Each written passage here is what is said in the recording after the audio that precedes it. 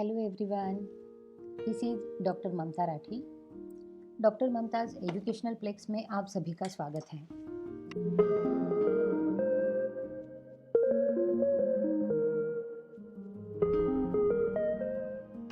Friends, we are discussing on the MCQ type questions of banking and insurance.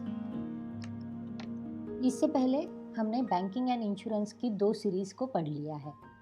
अगर आप उन दोनों series को पढ़ना चाहते हैं तो मेरी चैनल पर डिस्क्रिप्शन बॉक्स में मैंने उनकी लिंक दी हुई है, उस लिंक पर जाकर आप उसे स्टडी कर सकते हैं। अगर आपने अभी तक मेरी चैनल को सब्सक्राइब नहीं किया है तो मेरे चैनल को सब्सक्राइब ज़रूर करें और ये जो एमसीक्यू टाइप क्वेश्चंस की सीरीज़ है, इन सीरीज़ को आपके जानकारी में जो लोग स्टूडेंट्स एग्ज़ाम को फेस करने वाले हैं उन तक ज़रूर पहुँचाइए। तो चलिए हम लोग शुरू करते हैं हमारी 3rd सीरीज़ में बैंकिंग एंड इंश्योरेंस के एमसीक्यू टाइप क्वेश्चंस को। Our question is, on which one of the following issues can SEBI penalize any company in India? Violation of Banking Regulation Act, violation of Foreign Portfolio Investment Guidelines, for violation of Negotiable Instrument Act. अब India में under SEBI इनमें से किसे penalise कर सकती है या following इनमें से कौन से इश्यूज़ है जिन्हें सेबी पेनलाइज कर सकती है? तो वो है only violation of foreign portfolio investment guidelines को। तो option B is the correct answer. Next question, expand the term CCEA as used in administrative circles. Administrative circles में CCEA का क्या मतलब होता है, क्या लॉन्ग फॉर्म होता है? तो एडमिनिस्ट्रेटिव सर्कल्स में CCEA का मतलब होता है cabinet committee on economic affairs. Option B is the correct answer. Next question, foreign exchange reserves of India are kept in the custody of which of the following. अब जो हमारे foreign exchange के reserves होते हैं India के, वो किसकी custody में रखे जाते हैं? Reserve bank of India, all public sector banks, foreign banks in India, government treasury. तो वो कस्टडी होती है रिजर्व बैंक ऑफ इंडिया के पास। Option A is the correct answer. Which of the following was the parent company of new India assurance. New India assurance की parent company इनमें से कौन सी है? LIC, GIC, oriental insurance company limited, united India insurance. तो वो है GIC। Option B is the correct answer. Next question, in insurance policies we always find a date which is date of maturity. What does it mean? अब insurance policies में date of maturity के नाम से हम लोग एक date देखते हैं हमेशा। तो ये डेट ऑफ मैच्योरिटी का मतलब क्या होता है? This is the date on which the policy was sold to the customer और person insured. This is the date on which the policyholder will have to submit his or her claim seeking the amount of the policy. Otherwise, the company will not make any payment to him or her. This is the date on which the contract between the person and insurance company will come to an end. None of these. तो date of maturity तब होती है जब जिस दिन insurance policy जो होती है वो इंश्योरेंस पॉलिसी ख़त्म हो जाती है, यानी कि जो कॉन्ट्रैक्ट होता है इंश्योरेंस कंपनी के साथ और वो पर्सन के साथ, वो कॉन्ट्रैक्ट ख़त्म हो जाता है, उस दिन को कहते हैं date of maturity. Option C is the correct answer. Next, which of the following terms is not used in the world of finance, banking and insurance. Finance, banking और इंश्योरेंस के वर्ल्ड में इनमें से कौन सी टर्म यूज़ नहीं की जाती? Devaluation, amnesty, hard currency, none of these. तो इनमें से एमनेस्टी जो वर्ड है वो फिनांस, बैंकिंग एंड इंश्योरेंस के रिलेटेड नहीं है। So option B is the correct answer. Next question, the non government organizations NGOs helps the insurance industry mainly in. NGOs जो होते हैं वो इंश्योरेंस इंडस्ट्री को कहाँ पर हेल्प करते हैं? मेन हेल्प उनकी कहाँ पर होती है? Linking third party administrators, promotional activities, drafting new regulations, linking buyers and sellers. तो NGO हेल्प करते हैं इंश्योरेंस इंडस्ट्री को लिंक करने के लिए बायर्स एंड सेलर्स को। So option D is the correct answer. Next question, a missing person is considered to be dead after how many years of missing. अगर कोई person missing हो जाता है इंश्योरेंस के अंदर, तो उसे कितने सालों के बाद डेड ऐसे कंसिडर किया जाता है। तो after 7 years of missing report उसे डेड कंसिडर किया जाता है। So option D is the correct answer. Next question, which insurance company started its operation in the year in which India got independence? India को जब independence मिला था तो उस साल कौन सी इंश्योरेंस कंपनी ऑपरेशंस में आई हुई थी? UIICL, GIC, LIC, OICL। तो ऑप्शन है हमारा OICL। OICL का मतलब ही है oriental insurance company limited. So option D is the correct answer. Next, the punch line of advertisement of which of the following organization. ये जो पंच लाइन दी गई है एडवर्टाइजमेंट की, वो कौन सी ऑर्गेनाइजेशन के लिए है? जिंदगी के साथ भी, जिंदगी के बाद भी। जिंदगी के साथ भी, जिंदगी के बाद भी, ये जो पंच लाइन है, ये जो टैग लाइन है, वो है हमारी life insurance corporation of India की। So option D is the correct answer. Next, if an organisation wishes to venture into insurance business, it has to obtain a license first from which of the following? अगर insurance business में कोई company काम करना चाहती है या फिर नया वेंचर लाना चाहती है, तो उसे एक लाइसेंस लेना पड़ता है। तो वो लाइसेंस कहाँ से लेना पड़ता है? Indian banks association, securities and exchange board of India, tariff advisory committee, insurance regulatory and development authority of India. तो IRDA जो होता है उनके पास से हमें ये लाइसेंस मिलता है। सो insurance regulatory and development authority of India, option D is the correct answer. Next, which of the following was the parent company of new India assurance? New India assurance की पेरेंट कंपनी कौन सी है? GIC, general insurance company जो है वो new India assurance की parent company है। Option B is the correct answer. Next question, the New India Assurance Company was established in 1919 by Dorab Datta, GD Birla, Jamnalal Bajaj, Kamalpat Singhania. New India assurance company जो establish की गई थी 1990 में, वो establish की थी डोरब टाटा ने। Option A is the correct answer. Next, which of the following is largest non life insurance company in India? इनमें से कौन सी नॉन लाइफ इंश्योरेंस कंपनी यानी कि सबसे बड़ी नॉन लाइफ इंश्योरेंस कंपनी है इंडिया की? ICICI Lombard general insurance company limited, united India insurance company limited, general insurance company limited, new India assurance company limited. तो सबसे largest non life insurance company जो है वो है new India assurance company limited. Option D is the correct answer. Next, which amongst the following is not an insurance company functioning in India? इनमें से कौन सी insurance company India में function नहीं करती है, non insurance company? ICICI prudential, ING वैश्य, national securities depository limited, new India assurance company. तो national securities depository limited जो है NSDL, तो ये इंडिया में नॉन इंश्योरेंस कंपनी के तहत काम करती है।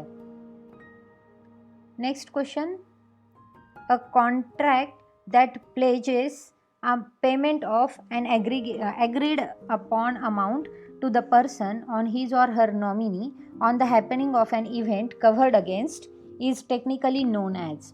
अब जो कॉन्ट्रैक्ट होता है जिसमें बताया गया होता है कि एक जो पेमेंट होने वाला है वो जो एग्रीड पेमेंट है वो पेमेंट होगा एक जो इवेंट है उस इवेंट के होने के बाद, और वो पेमेंट होगा उसकी नॉमिनी को, तो उस टर्म को क्या कहा जाता है? तो वो टर्म डेथ कवरेज है, लाइफ इंश्योरेंस है, सेविंग फॉर फ्यूचर है या प्रोविडेंट फंड है।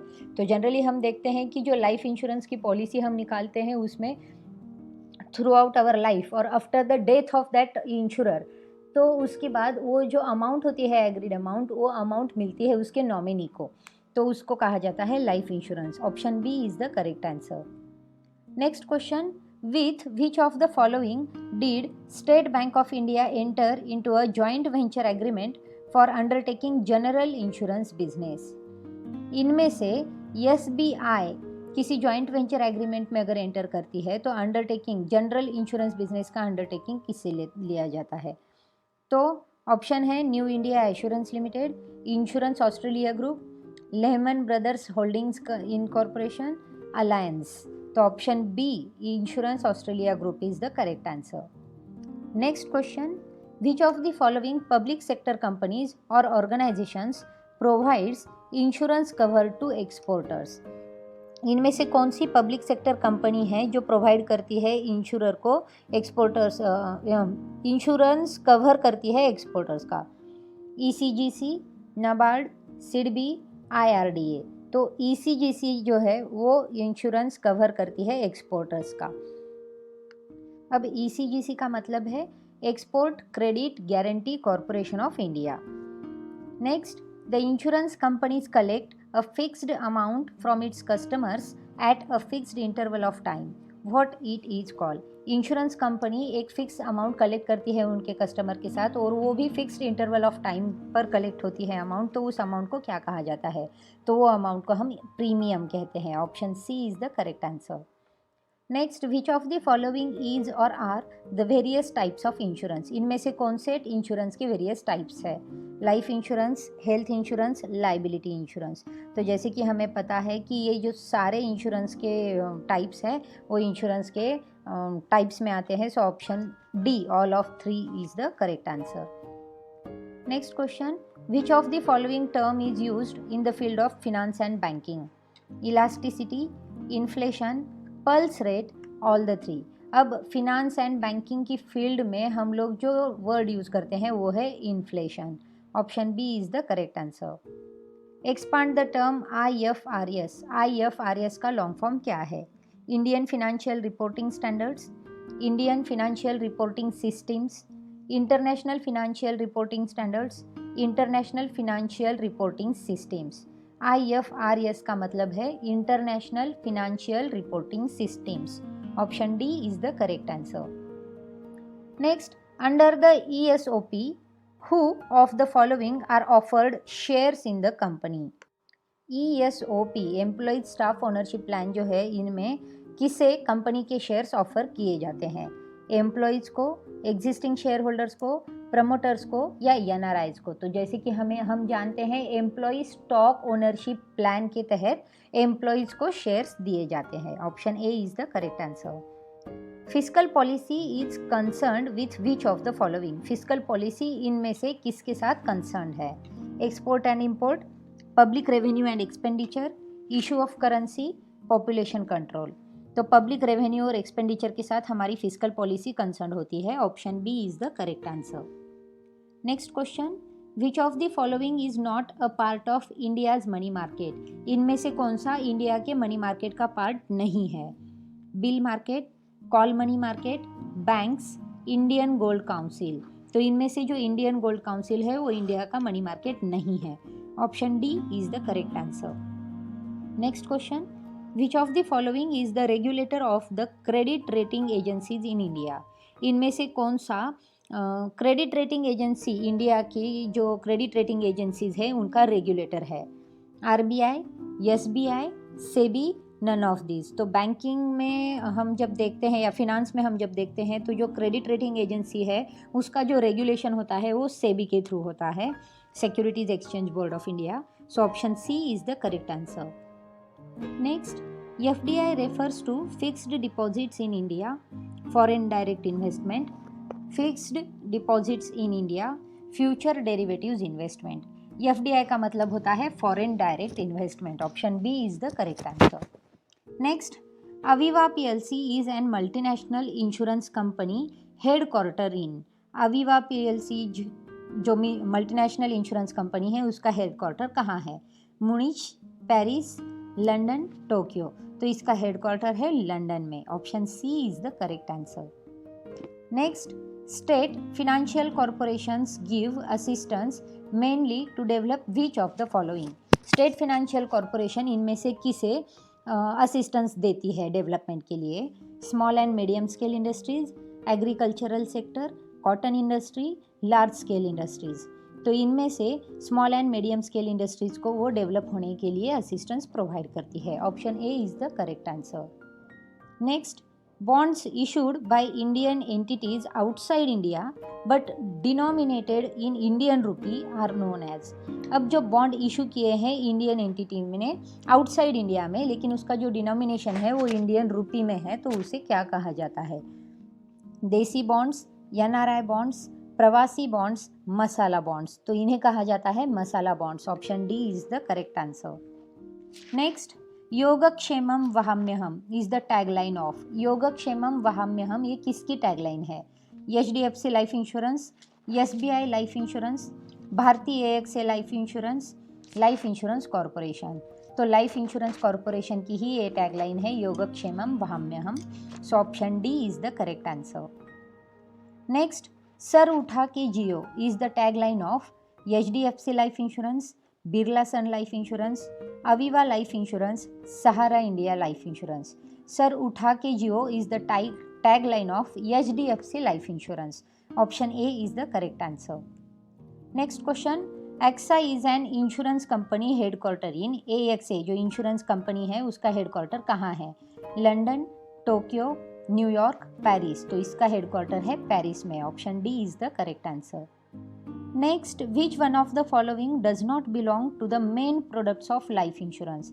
इनमें से कौन सा हमारी लाइफ इंश्योरेंस के मेन प्रोडक्ट्स के साथ बिलोंग नहीं करता? Endowment, personal accident insurance, term, whole life. तो इसमें जो पर्सनल एक्सीडेंट इंश्योरेंस होता है वो हमारी लाइफ इंश्योरेंस की मेन प्रोडक्ट के साथ मैच नहीं करता। Option B is the correct answer. Next, which one of the following does not belong to the major general insurance private sector companies in India? India की जो private sector companies है, insurance companies, उसके जो major general belongings होते हैं वो इनमें से कौन से हैं? Bajaj alliance general insurance, Reliance general insurance, royal Sundaram alliance insurance, the oriental insurance company. तो इनमें से ओरिएंटल इंश्योरेंस कंपनी जो है वो मेजर जनरल इंश्योरेंस जो है प्राइवेट सेक्टर कंपनीज की उससे बिलोंग नहीं करते। सो option D is the correct answer. Next, when was the general insurance corporation of India incorporated? GIC India की कब इनकॉर्पोरेट की गई थी? 1971, 1972, 1973, 1975। तो GIC यानी कि general insurance corporation of India थी वो इनकॉर्पोरेट की गई थी 1972 को। Option B is the correct answer. Next question, what does PAC stand for? PAC का लॉन्ग फॉर्म क्या है? Post authorized cheque, pre authorized cheque, pre authorized chequing, pre authorized checking.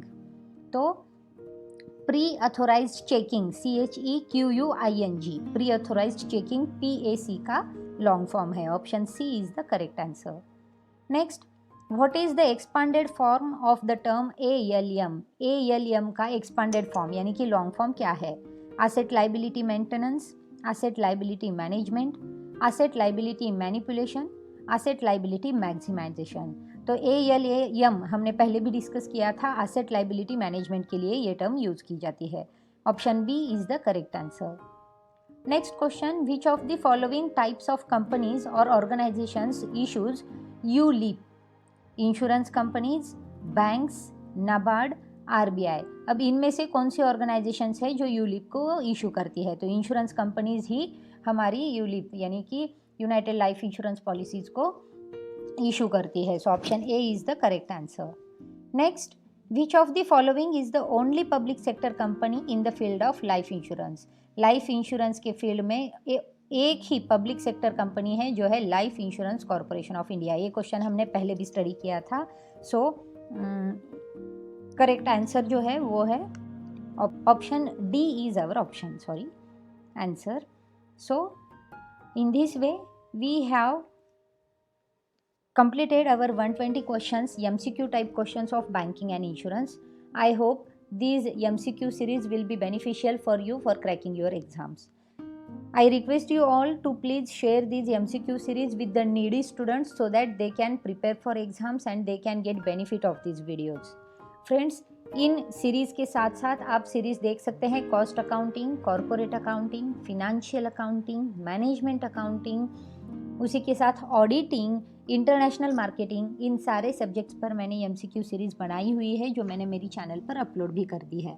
So friends, Let's meet in our next series of MCQ type questions of banking and insurance. Till then, देखते रहिए, share करते रहिए. Thank you.